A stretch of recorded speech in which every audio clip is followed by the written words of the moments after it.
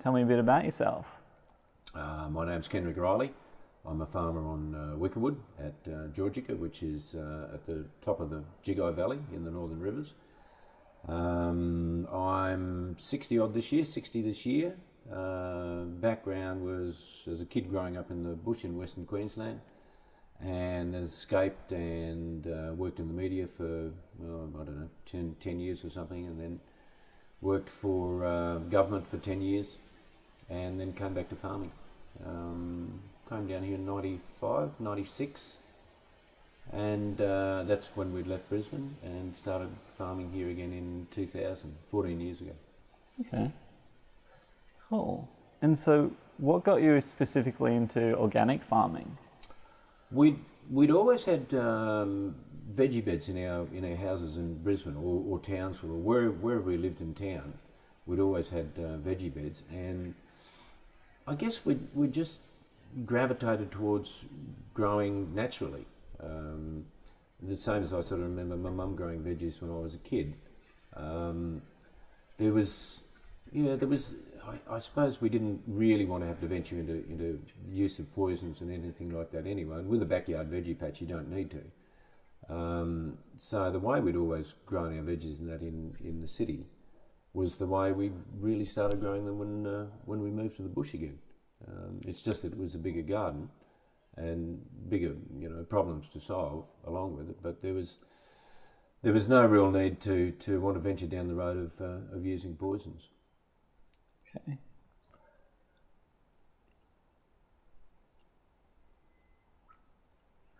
Would you be able to explain to me some of the interesting things that you've learned since starting farming on a larger scale?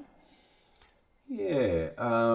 The first is how much knowledge I didn't have, because I come from a grazing background with sheep and cattle and had never done any training or any education or anything in tilling the soil and that form of farming.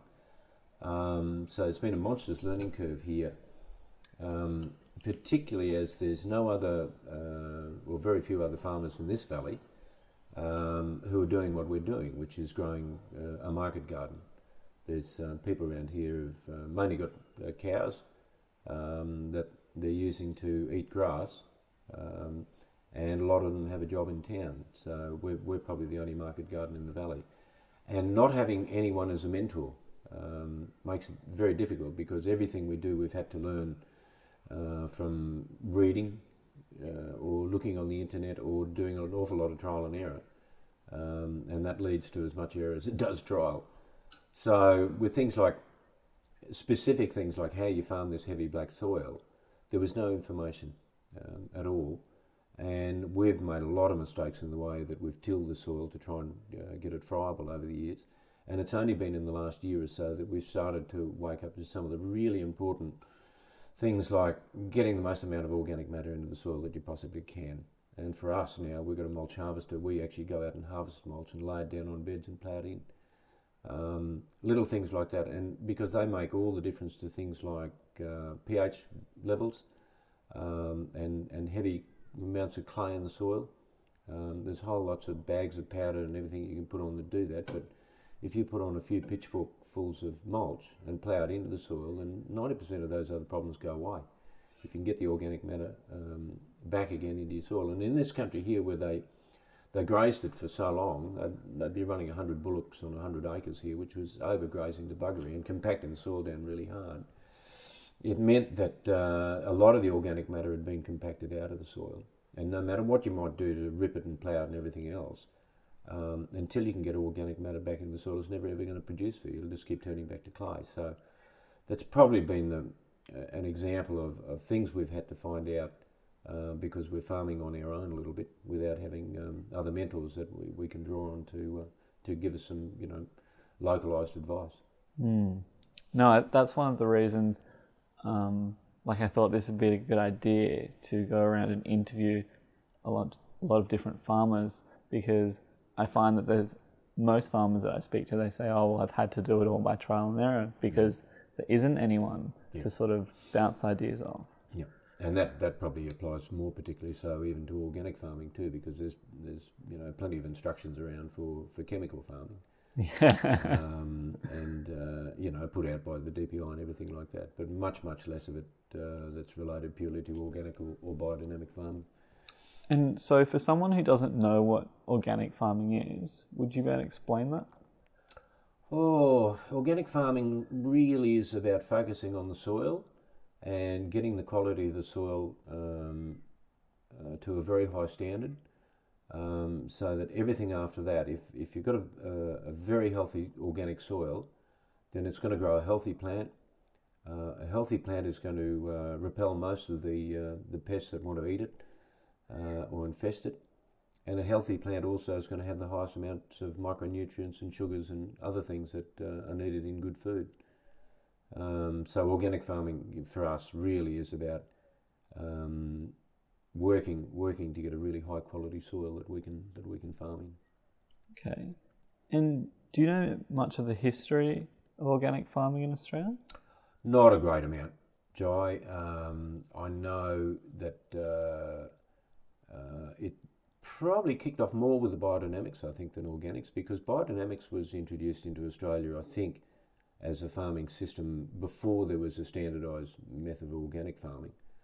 And I think organic farming came out of that early influence of biodynamics. There are quite a few biodynamic farmers down south, southern New South Wales, Victoria, that had farming groups set up a good while back.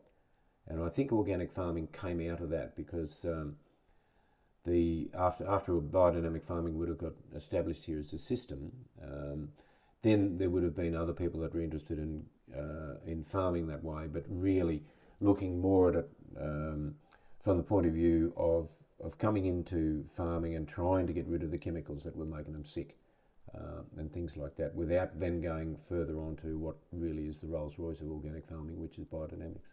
So could you explain some of the differences between organic and biodynamic farming? Very similar. The difference is that biodynamics uses a number of preparations that are used in compost that are added to soils, which are prepared every year and applied every year, or sometimes a couple of times a year. What else with biodynamics and organics? There's also a lot of study has been done with biodynamics about planting by the moon, and that's planting and harvesting by the moon and picking the right days on a moon cycle to plough and things like that. So there's a lot of science goes in on the lunar systems as well with BD that a lot of organic farmers probably don't worry too much about. Okay. We tend to utilise a bit of both. Yeah. We're not serious biodynamic farmers, but we've tapped into a lot of things that BD farmers do, and have incorporated them into our system here. I mean, we pinched a bit off permaculture as well, so And doesn't hurt to borrow good ideas, I reckon. And is that out of necessity, like because it actually works, or you sort of had problems and you needed to solve them, or? I think we came to the use of biodynamic philosophies. From a philosophical point of view, just from reading about other BD farmers and how they'd managed to improve their country and their farm, and thinking, well, maybe that's worth trying. You can't do long-term empirical studies in what we're doing, so we don't have a way of being able to set aside two different areas and treat one with BD and not treat the other one with BD and be able to say definitively, yes, well, that one works and that one doesn't. So there's a lot of those things we do just because we do, and without having any more than a hunch, really, that they're actually doing good. Okay. Would you be able to tell me about organic certification? Yeah, certification. And what that is? Yep. Organic certification is the process that any organic farmer goes through when they want to be listed as a certified organic farmer. And the advantage of having that certification is, for example, like me at the Byron Farmers Market, I can put a sign up there that says certified organic. And what that means is that the customer then is quite clear about what sort of produce they're buying off me. There's plenty of people that say that they don't use sprays and that sort of stuff, which means that they're getting away from chemical farming, but they're probably still using poisons in other areas of their farm. Whereas with a certified organic farm, then there's no poison used anywhere. Everything is just done naturally. And the process of getting that certification is to apply to one of the organic organisations, and they will send some information out, and they send out an auditor who comes out and visits the farm and makes a whole stack of notes and asks a whole stack of questions and gets us to document a whole lot of information about our management plan, our farming practices, some of the problems we have. They want to know how much of our country is let go back to natural scrub and bush as opposed to how much is being farmed. Want to know information about wildlife types and things like that. Excuse me. And the outcome of all that is that the auditor goes back and writes a report on the farm, which is tendered back to the certification body, and in there there's an opinion given about whether that person is ready to to be considered as an organic farmer and whether their system is good enough to fit within the guidelines. And once they say yes, you are, then you enter a 2-year monitoring period, which is called in conversion, and that means your product is still not classified as being organic, as in A-grade organic, but it acknowledges the fact that you're no longer using a conventional farming practice, and you're moving down the road towards a full A-grade certification. And after your 3rd year, then provided all your audits go well, then you're considered as an A-grade farmer. Okay, and how important do you think organic certification is? It's important if you want to sell your product to someone who doesn't know you, then the only way they can ensure that your product is any good if it's got a badge on it that says it's certified A-grade organic. Now, in circumstances where, say, customers that have been with me at Byron Bay for 10 years, they would know the quality of our product, they know what it's like. Some of them have been to the farm, they would be able to see what we're doing. But even then, for those people, there's no guarantee that they can actually go onto a farm and make a decision about whether it's organic or not. So it's an essential part of being able to market a product, to have that certificate there that guarantees that what you're selling is what you're selling.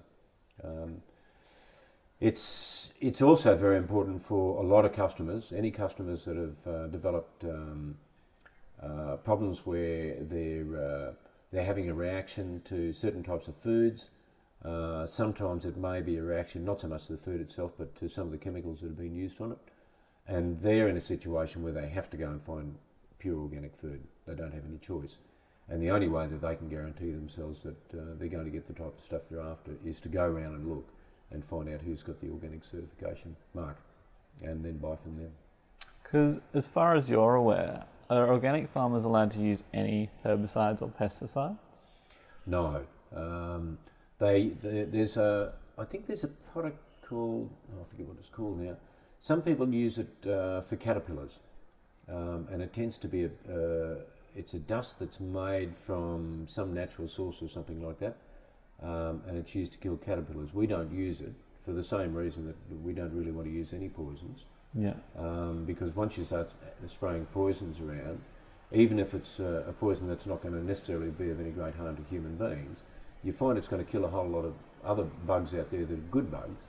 And if you're just indiscriminately throwing this stuff about, then you're going to be doing as much damage as you are good. Sometimes the best thing is, if you've got a few caterpillars, is to go out there and squeeze them, because you can often get as much done in an hour's removing caterpillars as you probably can with an hour's running around putting on expensive poison, even if it has been allowed. So I don't know, because I'm not in the market looking for those things, I don't really know what is and what isn't. I think they had a herbicide once that was based on vinegar or something like that, but it was hellishly expensive, and I don't know how well it worked in the end anyway, so it's not a topic I'm very, very clear on. That's all right. Would you be able to describe for me some of the misconceptions about organic farming? In what way? What sort of misconceptions? Well, do you think there's any misconceptions about organic farming?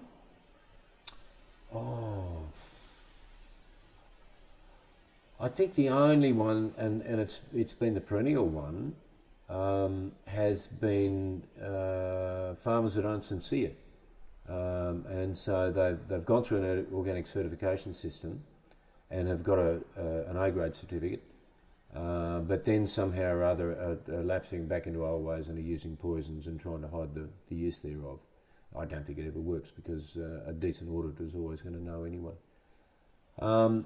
Other misconceptions, I suppose, price. The price of organic product in the city can be quite expensive, and yet when you see it at the organic farmers market, I think my products tend to be 5 or 10% dearer than what other similar products are that are grown with poisons.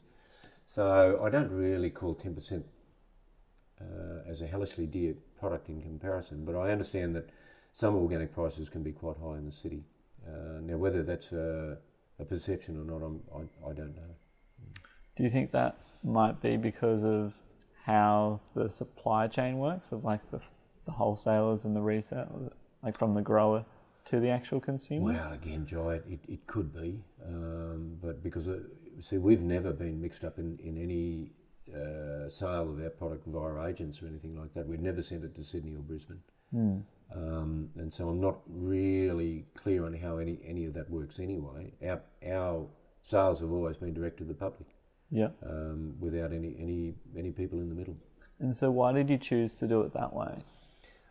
Initially, because of the amount of product that we had. See, we started here, just with a couple of big garden beds, and the small amount that we were growing meant that there was never any viability in thinking about putting it on a truck and sending it to Sydney, because for 2 boxes of stuff, by the time you paid the freight and the agent's fees and everything else, you'd end up probably making a loss on it altogether.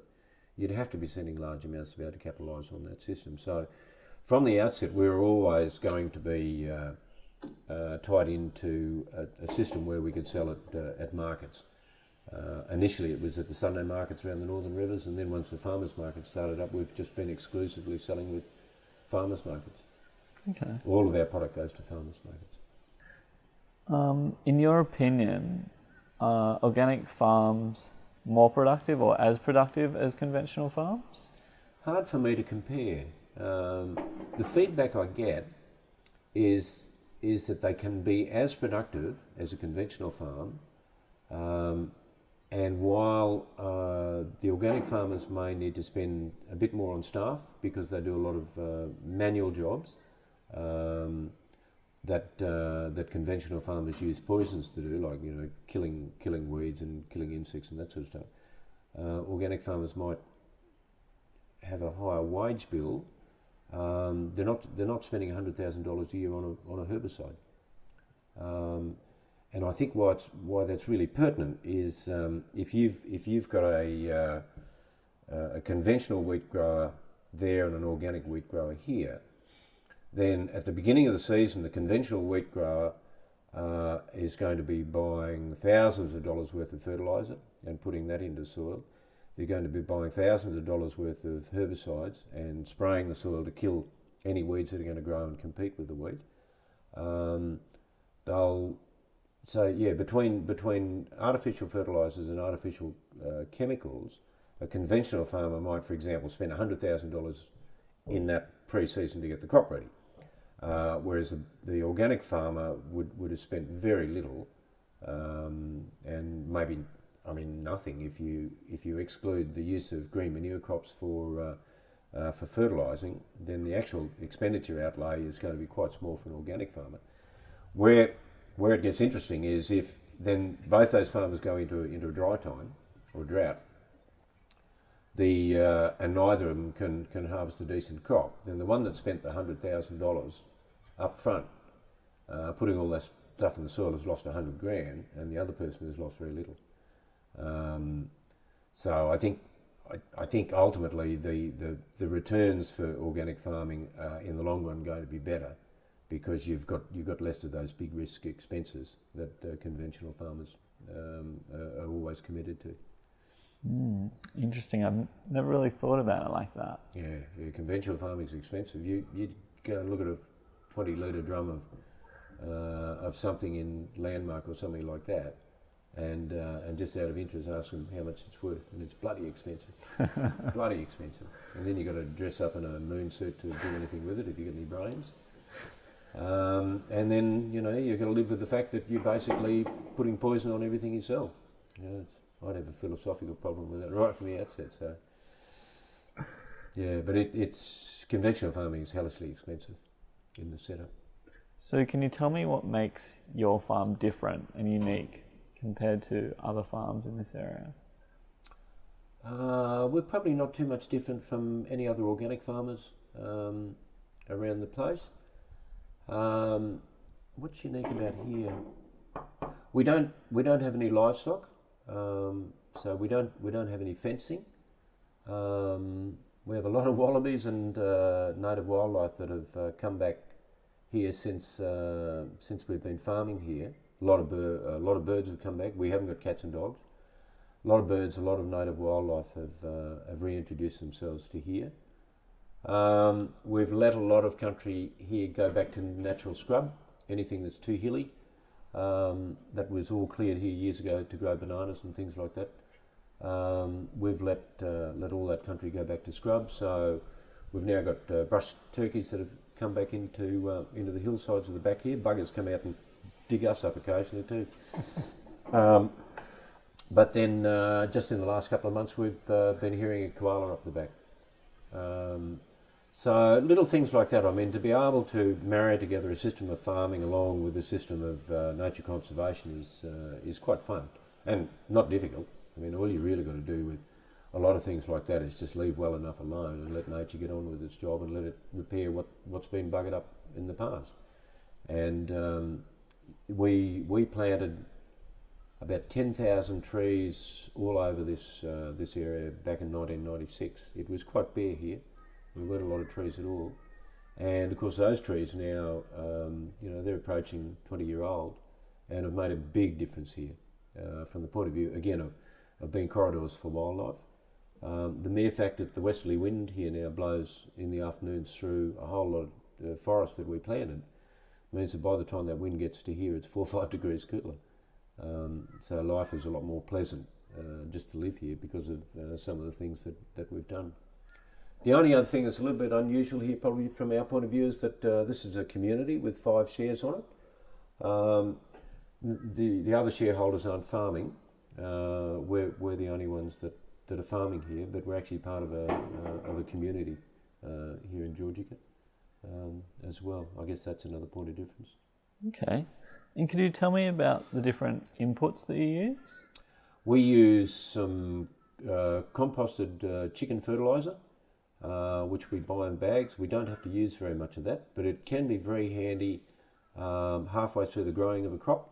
If you put seedlings into a freshly prepared bed that's had some compost and some green manure and everything ploughed back into it, if it's a long growing crop, then about halfway through its life, it's going to need another feed. So the best thing to do then is to give it a little half handful of fertiliser.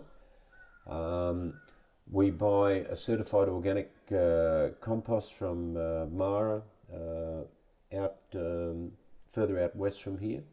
And we like to spread that down our beds before we plough them ready for planting, because it gets some organic matter, additional organic matter back into the soil.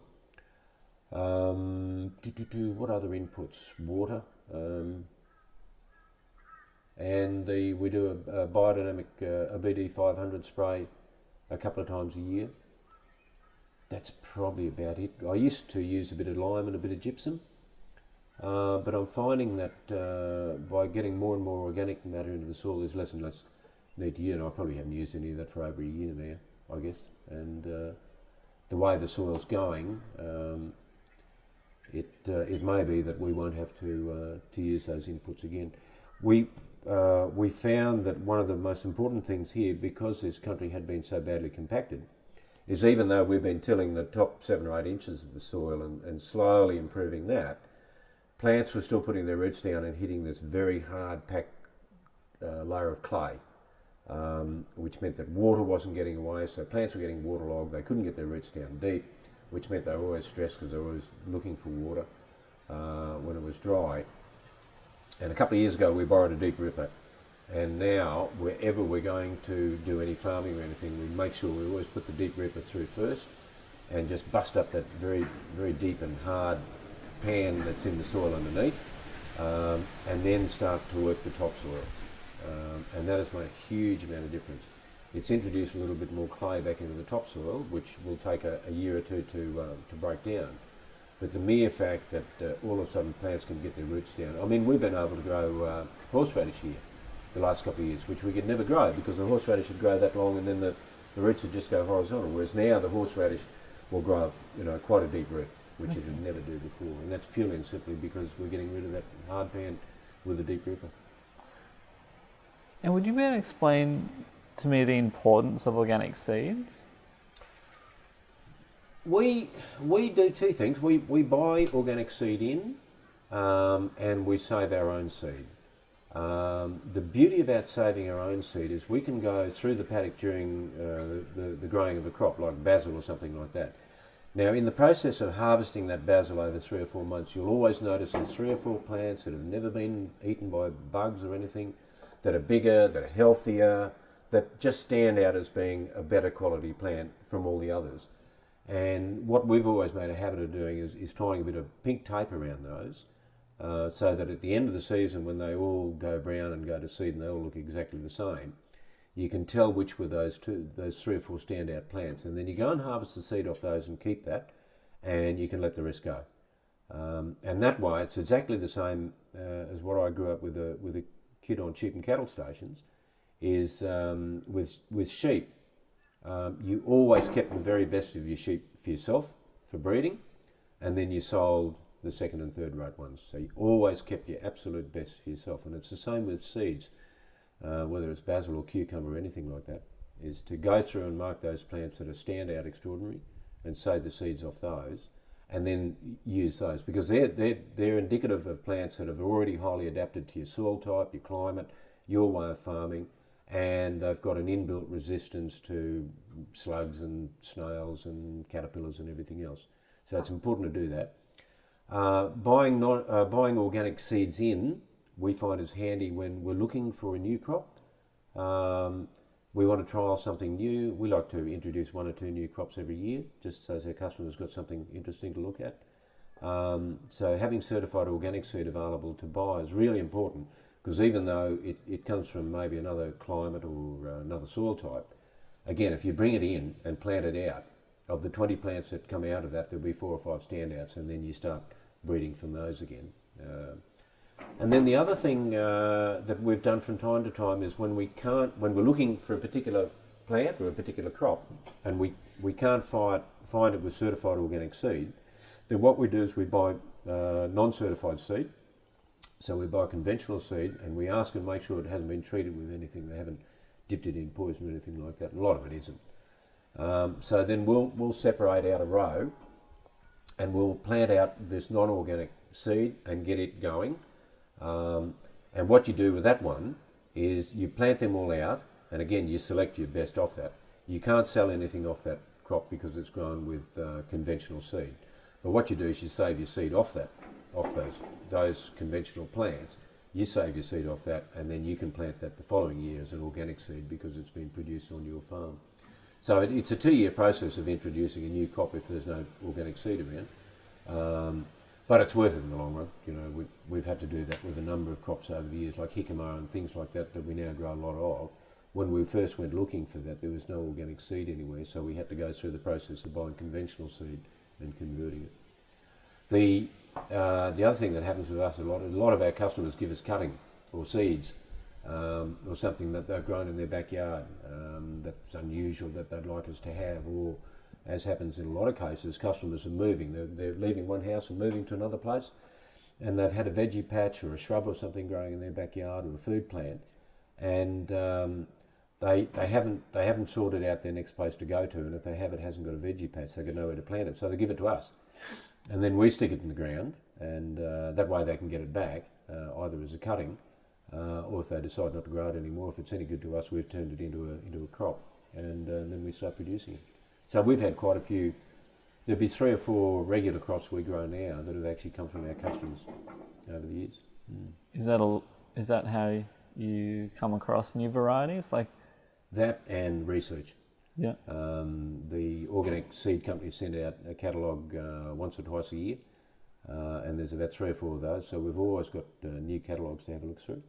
The internet's another great spot of just going onto gardening sites and finding out who's doing what. But yeah, customers. Yeah, a lot of customers will come and say, "Why don't you grow this?" Or "Have you thought about growing that?" Or saying, I was out somewhere and I saw this growing. It's a great crop, and then you can Google it and track it down and find out if it's going to work here in the first place, and if it is, then go hunting the seed. So how do you deal with pests? Pests? Yeah. Oh, like wallabies. Fence them out. Make sure that there's enough country slash to give them enough green feed so that they tend to look for their own feed rather than coming hunting our stuff.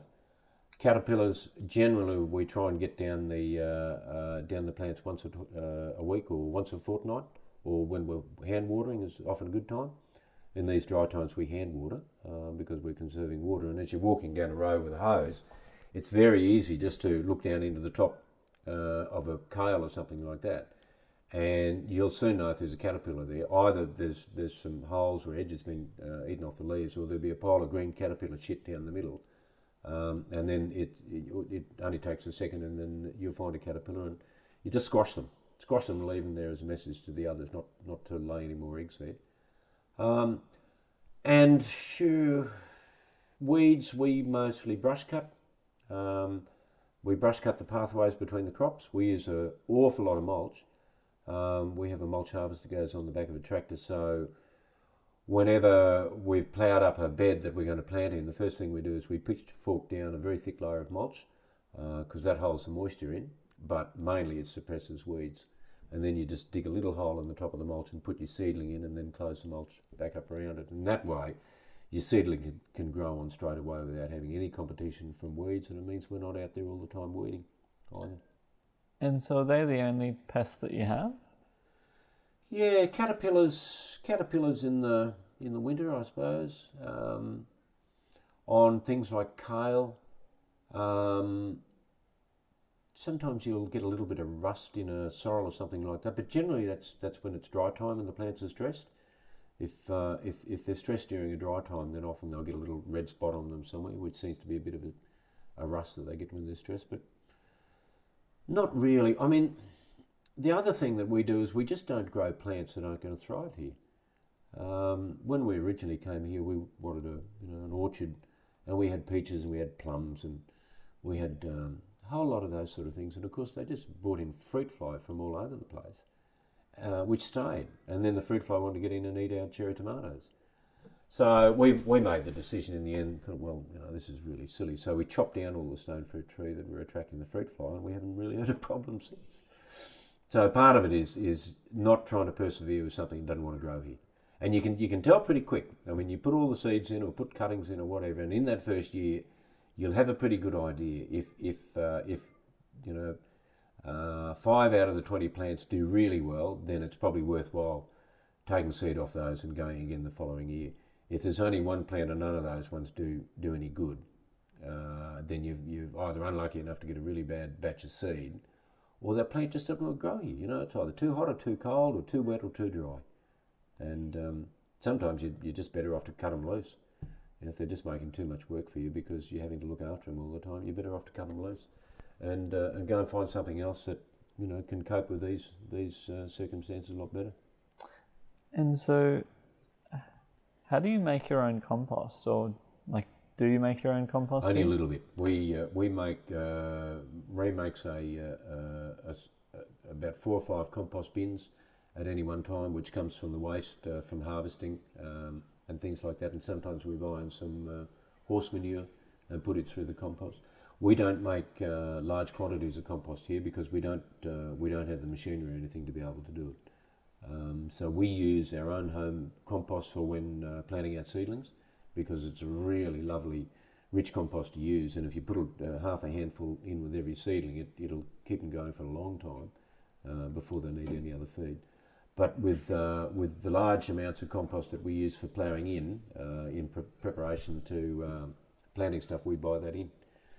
Plenty of people nowadays make it, and it's becoming less and less expensive all the time. So from our point of view, it's actually better to support someone who knows how to do it well and buy from them. One day we might be able to do it, but it'll require extra machinery and a lot of skill and time and effort and everything to put into it. And so, can you tell me about some of the interesting things you grow here? We do about 85 different crops throughout the year. Most of them are Asian food oriented, I guess, tropical to subtropical plants. Unusual, we grow a South Pacific hibiscus shrub called Ibeka, which was introduced to us by the Seed Savers Network actually over at Byron Bay, and a couple of customers have given me cuttings of different types. It's one we've introduced from scratch because it wasn't being grown or sold here before, and it's turned out to be a fairly popular one because it's a high protein leaf, Ibeka. We grow jicama, which is a Mexican root crop, which is sweet and crunchy. Apart from that, we do Brazil spinach, which is an unusual ground cover, which produces a spinach type. Again, I got that from a customer, although since I found it all over the internet, and it's a fairly common plant. It's just that it wasn't being grown here all that commonly. They're probably examples of the more unusual ones, but then we do a lot of traditionals, like we do basil. For the summer, we'll do okra, we'll do a few rosellas, we do a lot of perennial spinach, we do a lot of kale, we do a lot of mustard greens. So we tend to have a mixture of fairly typical leafy greens and then some atypical crops to match it up. And I guess the other thing we do a little bit of garlic, but not a lot of garlic. We use it in some of our curry packs, garlic, but we also do a lot of turmeric. This heavy black soil, the one thing it can grow is turmeric. Turmeric's a fairly tough plant, and even if the soil tends to be fairly high clay and not all that probably conducive to growing a good leafy green, turmeric will still do well in it. So if we've got a paddock that we think is not quite up to scratch, then we'll tend to plough it up and put turmeric in there. It tends to be a bit of a soil improver anyway, it seems, but at least you know you'll get a crop out of that paddock, whereas you might not get a crop of basil out of it. So when you say 85 different varieties, that seems like quite a lot compared to other farmers. Is there a reason why you do such a diverse range? Yeah, we do a lot of mixed bunches. So we, at Byron Day, we do a mixed herb bunch, which might have 15 or 17 different herbs in it. So you need a lot of little patches of a variety of different herbs to be able to just to produce that one sale item, that bunch. Same thing at Bangalow Market, we do a mixed stir-fry bunch, which has probably got about 10 different leafy greens in it. And with the stir-fry bunches, it's always nice to have some different looking leaves in there. So we'll use Oric, which is a red mountain spinach. And it looks good in the stir-fry bunch because it's red and everything else is greeny, bluey colour. So we grow things like that, like Oric, purely to go into the mixed bunches, and there'd be a high percentage of our crops that we grow are being grown for those sort of purposes, to go into curry paste or mixed bunches or something like that, and we wouldn't necessarily sell them as a separate bunch on their own, but we need to grow them because they've got to be part of a whole. So that tends to bump our numbers up a bit. Also, we've never ever wanted to just focus on one or two crops and produce huge amounts of it. Our experience tells us that as soon as you do that and you go to the market, then you'll flood the market and nobody wants to buy that amount of stuff. We're better off to grow smaller quantities of a greater variety of veggies and herbs and take those to the market. So you've only got to sell 10 bunches or something rather than 100 bunches. A lot easier to sell 10 bunches than 100. And how does that affect like the diversity of your farm? Like, does it mean that there's less pests, or? Oh, yeah, well, you presume so, don't you? The theory with pests is that if there's a lot of different plants around, then it's more difficult for them to hunt through all those different plants to find that one that they're after. And if they're gone hunting a kale or something like that and it's surrounded by a whole bunch of different things, it makes it difficult for them. In practice, though, it's much better for us to grow our kale in a long single row because you've got to go along one morning and harvest it, and you want to be able to do that quickly. What we try not to do is we try not to grow 2 rows of kale side by side or 2 rows of spinach side by side. We always try and make sure that we alternate through. So if there's a row of kale there, it might be 5 or 6 rows up that paddock before the next row of kale, which means that an animal has got to negotiate a long way if it wants to go and eat another lot. Now, a caterpillar physically can't do that. If your plants are too close together, then a caterpillar can walk from one to the other where the leaves are touching. But if you space your plants out enough, which also allows them to grow better, then you limit your problem to one plant. So the variety of different things that we grow, yes, would lead to much greater diversity just naturally because we've got so many more things growing. And I suspect subtly it really does help in suppressing some of the insect problems as well. Okay. Can you tell me about some of the things you enjoy about farming? Oh, it's really going to the market, I think. Going to the market's it was probably ever thus, but going to the market is like a social day out. I'm sure an old farmer 100 years ago driving his pigs to the market would have had exactly the same experience. You know, you go and take all your pigs in town, you sell them, and then you wander off into the pub or something and, you know, have a good time or buy something and go home. But going to the market is probably the most enjoyable part of the whole thing because A, it is a social day out. B, also you get a lot of benefit from your customers because they're giving you feedback all the time on your produce, which you don't get when you sell to an agent in Sydney or Brisbane. They're going to ring you up and tell you how good your stuff is. Whereas the customers that's bought something the week before and has enjoyed it will always come back and tell you and thank you and tell you. And that sort of feedback, you know, can make any job worthwhile. Other enjoyable things, I suppose, watching the slow improvement of things on the land, in the farm itself, seeing the return of the wallabies and the birds and the wildlife. Has been a really fun experience for both of us because we're both into animals, always have been, and without cats and dogs, and these are the next best lot. And that's about it. I suppose some of the development stuff is enjoyable in a way. Like there was no water here or anything; we had to build dams, and then of recent time, with us doing more hand watering, I'm running more pipelines underground and putting more taps in strategic locations so that we can always just run a hose to water something if needs be, rather than having to set up a big overhead sprinkler irrigation system. So the development side of it is also as enjoyable, and I think it's just the peace and quiet that you get from living on a farm rather than living in a high-rise block in the city and, you know, working in an office. Is there anything you don't enjoy about farming? Not really. I mean, in that everything we do here is a job. I suppose the only thing I don't enjoy about the fact is that with two of you working at a market garden, you've both pretty well got to be here all the time, and you both need to be working 7 days a week. So rarely do we ever get time off, as you'd call it. And then if we do, it's one at a time. So I might go away for 4 or 5 days to see my parents, and then Marie might go away for 4 or 5 days for the same reason. But one always stays at home because there's so many things that can go wrong when you're away, and without staff, you need to be there to do it. So I suppose the lack of time off, but I mean it's not something I moan much because again we get to sort of work in a lovely spot where it's not really a chore. Cool, I like to hear that. So, not really a chore. Can you tell me the importance of farmers markets? I guess, well, the importance of it is twofold. One, they're important for the farmers themselves, but they're also important for customers.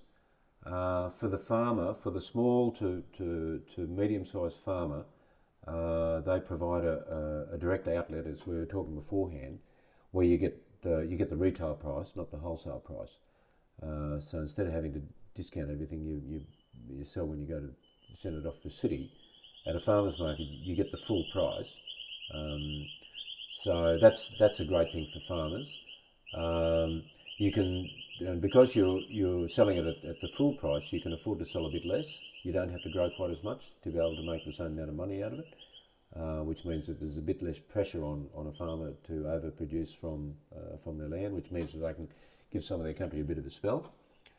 From a customer's point of view, I think the importance probably is having some means of being able to reconnect with how food's grown and where it's grown. Not everybody in the city can have a backyard veggie patch. It may have been that way 80 odd years ago, but nowadays an awful lot of people live in apartments and things like that, and there is just physically not the opportunity to be able to grow food. So a farmer's market, I think, provides people with that connect back to foods and how they're grown and who grows them, and some sort of surety about what it is that they're buying. To go into a supermarket and just blindly grab the first packet of whatever it is that you see, you really don't know what's there until you get home and have a close look at the packet. At least by going to a farmer's market, you can sit down and talk to the farmer and ask them about what it is they've grown and how they've grown it and why they've grown it and what's it good for and how would you cook it and things like that. There's a whole lot of information that a customer can pick up there that they don't really get from the supermarket per se. And I think also for a lot of customers, probably like us, it's a social day out, chance to go somewhere and buy some food and have a cup of coffee. And what are your views on supermarkets, like the big supermarkets? Oh, they're an opponent. They feed a huge amount of people.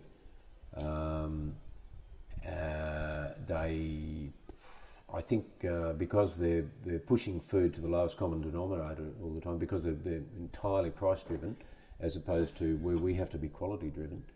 That means that they're constantly on the search for things that are absolutely the cheapest, and so therefore it doesn't matter where it comes from. It could come from Mexico or China or Bullamakanka, it doesn't matter, provided it's the cheapest around, and often the cheapest, of course, then you end up with the poorest quality as a result. So I think the quality of food that would be going through supermarkets in the main would be reasonably poor when it comes to micronutrients and some of the essential things that you've got to have in your tucker.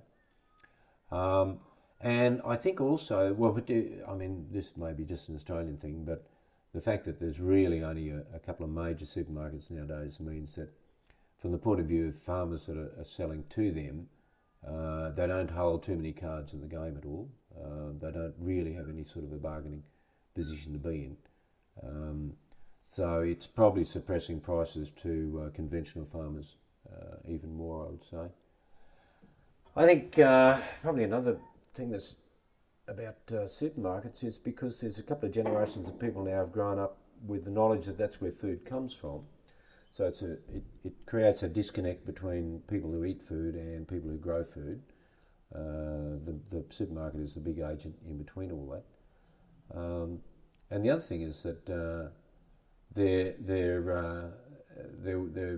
one disaster away from a famine. If something happened and all the Woolworths trucks or something went off the road, then from what I hear, Woolworths only ever carries about 2 days worth of product. In 2 days' time, all the shops are empty of food. I mean, you've got a whole million people up there demanding food and it's not there. So I always think it's a bit of an interesting, dicky question, what happens to people if the supermarkets run out of food, because there's just nowhere else they can get it at the moment. Everything in the city is just pretty well locked into the fact that the supermarket supplies the food. Yeah, well, not all of it. It must be bloody 95% of it, I'd reckon. Yeah. What are the differences between organic and conventional foods? Health, I think. I think a lot of it just comes back to health. And you pick that up often in taste. The difference in taste between different types of the same food invariably comes down to the amount of micronutrients that are in it. And they're little tiny things like calcium, selenium and magnesium, whatever they are. There's a whole bunch of these micronutrients that can be produced in a plant that's growing in healthy soil that's got all those micronutrients available and can be taken up by the plant. A lot of conventional farming nowadays, the soil is pretty well buggered in a lot of cases. They're having to put in all the fertiliser, all the water to actually produce a plant, and it's a bit like broad-scale hydroponics really, because they're feeding everything to the plant through the water, and then they're just using the soil as a medium to stand the plant up in for convenience sake. And the fact that those soils have been over-farmed and overworked for so long means that a lot of those basic micronutrients that you need to get a good balance within a diet are just not there. They'll have some of the rudimentary nutrition in it, but a lot of the micronutrients, the little bits that the body still needs to be able to make it function properly, if they're not there, then the body's either going to get crook, or it's going to say you need to eat more and more of this because, you know, I only got a little tiny squillion of magnesium out of that meal I just had. You have to have another meal that size for me to, you know, to maybe get the amount of magnesium that I need. So you go and have another big meal the same size with all the added fat and everything in it because your body needs the micronutrients and it's taken on all this other stuff at the same time. I mean, all that's going to happen is just going to get fat. Your body's hungry for a micronutrient, but the outcome is going to be that you'll end up getting fat. So would you say they're overfed and undernourished? In a sense, yeah. Yeah, I've never heard that, but overfed and undernourished, yeah. And again, it's, you know, I guess people probably wonder why they overeat. And I hear a lot of people saying, oh, you know, these people are just bloody fat and lazy because they won't run around and play footy like I did when I was a kid. Well, I don't know. You know, I suspect a lot of these kids are probably trying to be just as active as anybody else. It's just that I think their body's on the hunt for some of the finer bits that you need in good food. And if it can't get it, it's going to tell the brain to eat more until it gets it somehow or other. And if it's got to put up with a whole bunch of excess fats and everything else, well, that's what it does. So, I mean, it's only a theory, but there seems to be an awful lot of people now carrying a lot of extra weight than they ever did.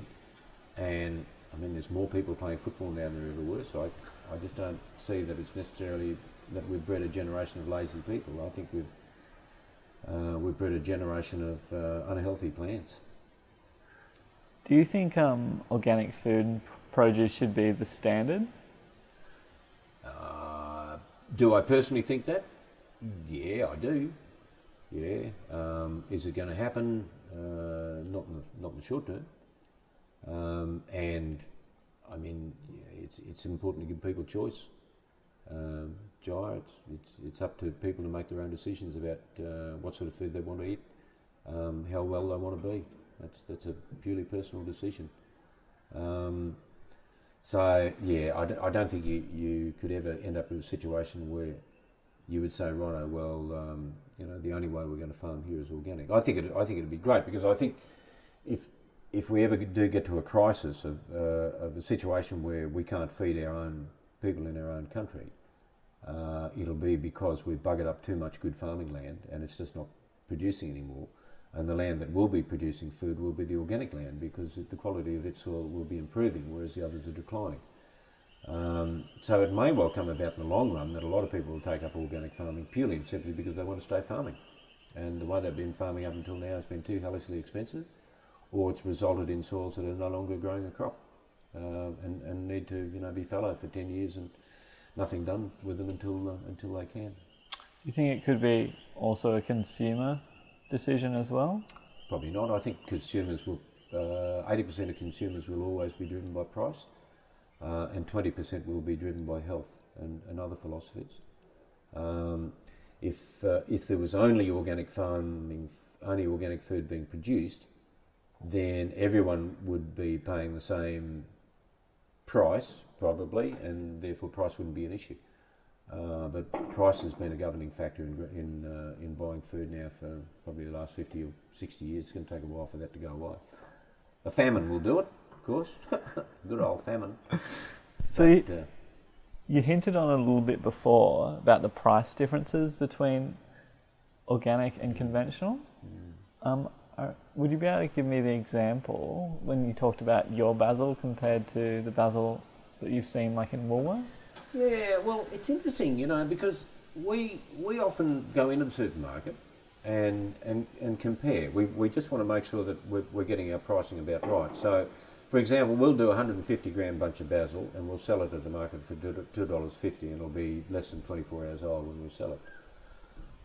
You can go into the supermarket sometimes and you'll find a 100 gram bunch of basil for $4.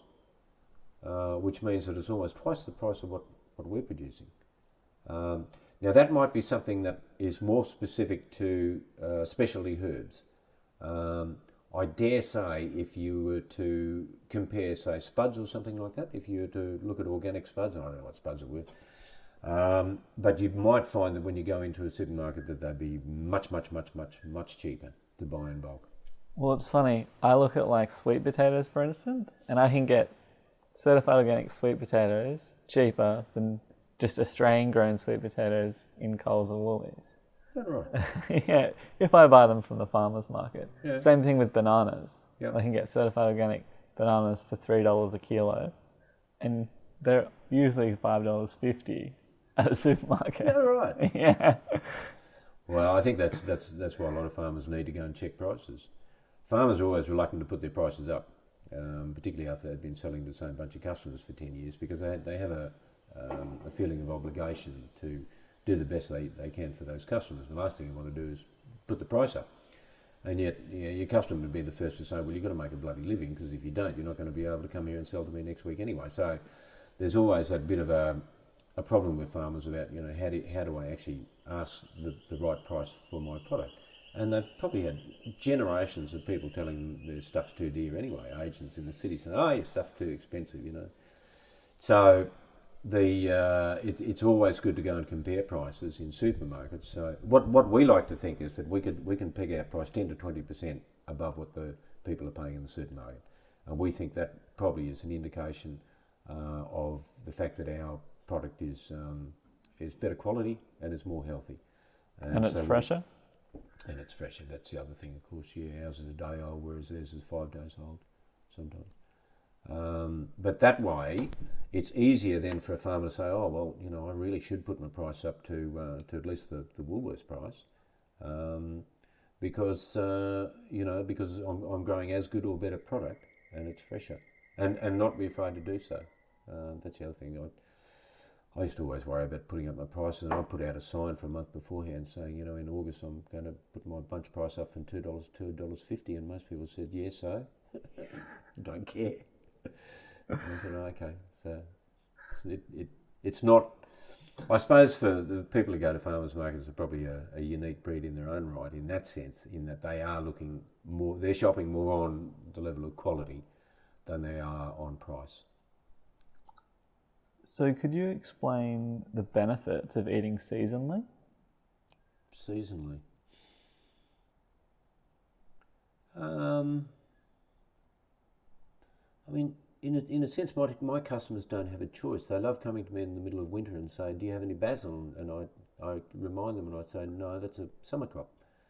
And after a couple of years, they'll walk in and say, do you have any basil? Oh, no, hang on, it's a summer crop.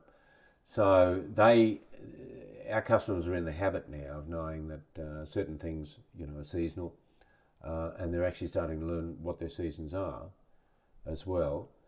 The benefits of eating seasonally, look, to be honest, I don't know what necessarily the health benefits of seasonal eating are. I suppose the disadvantages of eating things that are out of season is that they've been cold stored somewhere for a hell of a long time, and it's just a question then of what that does to the quality of the product. Anything that's eaten out of season has got to be preserved in some way, shape or form. I mean, if it's fermented or there's some added value way of preserving it so that it can be used out of season, which was a traditional way of doing things, then that'd be fine. Cold storage and stuff, I really don't know. I think there's an awful lot of gas goes in that you probably don't want to know about with stuff that's kept in cold storage over a long period of time. So there's probably a few dodgy health risks about eating things that way anyway. And I don't know, I just think the best thing about eating seasonally is you get that natural variety. You just got to get into the habit of knowing you can't make pesto in winter. If you are, make it out of rocket rather than basil or something like that. So. And so, can you tell me about the alternatives to supermarkets? Oh, Jai, look, because I'm a farmer and I live out here,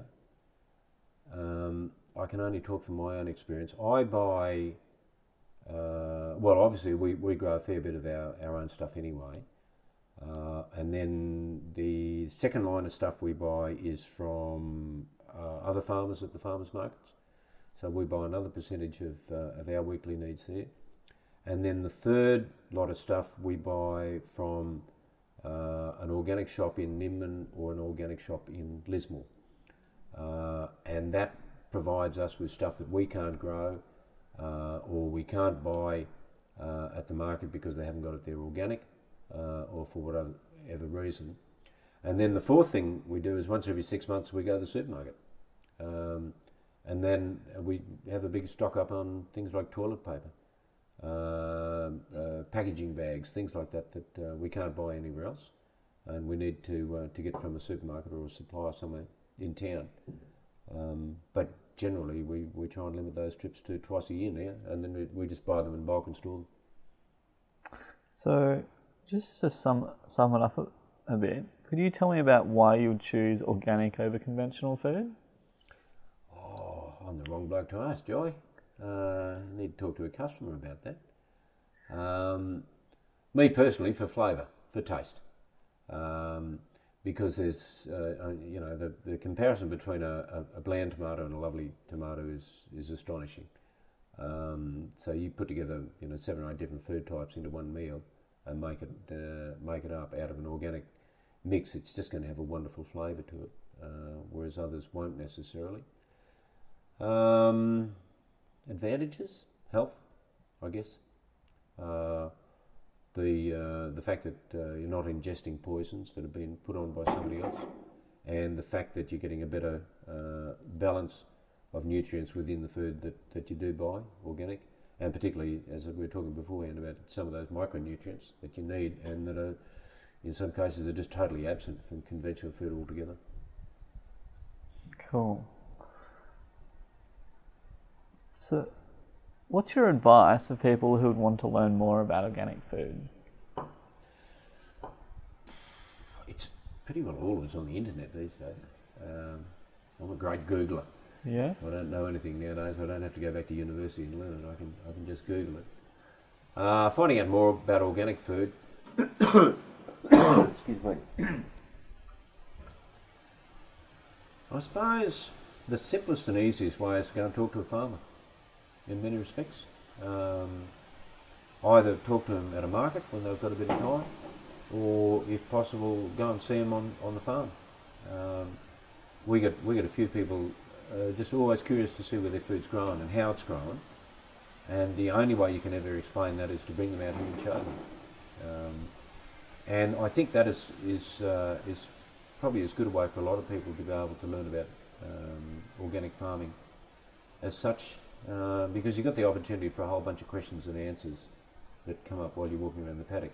Things that wouldn't normally come up in a conversation at a market or in a pub or something like that, and may not necessarily be covered off by looking up organic farming sites on the internet.